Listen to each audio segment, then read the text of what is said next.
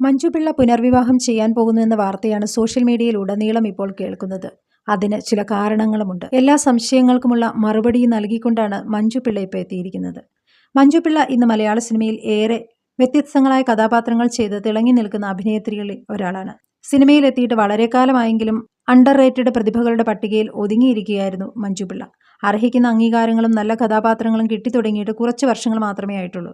എന്നാൽ ഇന്ന് KPC ലളിതയും സുകുമാരിയും കൽപ്പനയും ഒക്കെ ഉൾപ്പെടുന്ന പകരം വെക്കാനില്ലാത്ത നടിമാരുടെ പട്ടികയിലേക്ക് മഞ്ജു പിള്ള ഉയർന്നു കഴിഞ്ഞു. അടുത്തിടെ മഞ്ജു പിള്ളയും മകളും ഒരുമിച്ചുള്ള ചില നിമിഷങ്ങൾ പുറത്തു വന്നിരുന്നു.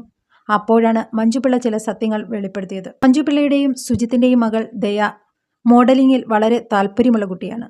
തങ്ങളുടെ വ്യക്തി ജീവിതങ്ങളെക്കുറിച്ചും സോഷ്യൽ മീഡിയയിൽ നേരിടുന്ന പ്രശ്നങ്ങളെക്കുറിച്ചും ഒക്കെ മനസ്സു തുറന്നാണ് ഇരുവരും എത്തിയത്. സിനിമാറ്റോഗ്രാഫർ സുജിത് വാസുദേവുമായുള്ള വിവാഹമോചനം കഴിഞ്ഞതോടുകൂടി ഒരുപാട് ആരോപണങ്ങൾ തന്നെപ്പറ്റി ഇറങ്ങിയിരുന്നുവെന്നും അതൊന്നും കാര്യമാക്കാറില്ലെന്നും പ്രശസ്ത നടി പറഞ്ഞു. നടിയുടെ വാക്കുകൾ ഇങ്ങനെയാണ്: എന്തുവാ ഇത്? ഇതാ ഞാൻ പറയാറുള്ളത്, ഇവന്മാർക്ക് ഇങ്ങനെ എന്തെങ്കിലുമൊക്കെ ഉണ്ടാക്കിയിടാനേ അറിയൂ, പണിയെടുത്ത് ജീവിക്കാൻ അറിയില്ലല്ലോ.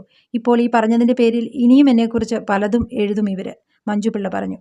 എടോ, എൻ്റെ ജീവിതത്തിൻ്റെ 1/4 ഭാഗം കഴിഞ്ഞു. ജീവിതം പകുതിയിൽ കൂടുതൽ ഞാൻ ജീവിച്ചു തീർത്തു കഴിഞ്ഞു. ഇനി ആരെ പേടിക്കാൻ, എന്തിനെ പേടിക്കാൻ? ഗോസിപ്പുകൾ തന്നെ ബാധിക്കുന്ന കാലം കഴിഞ്ഞുവെന്നാണ് മഞ്ജു പിള്ള പറഞ്ഞു വെച്ചത്.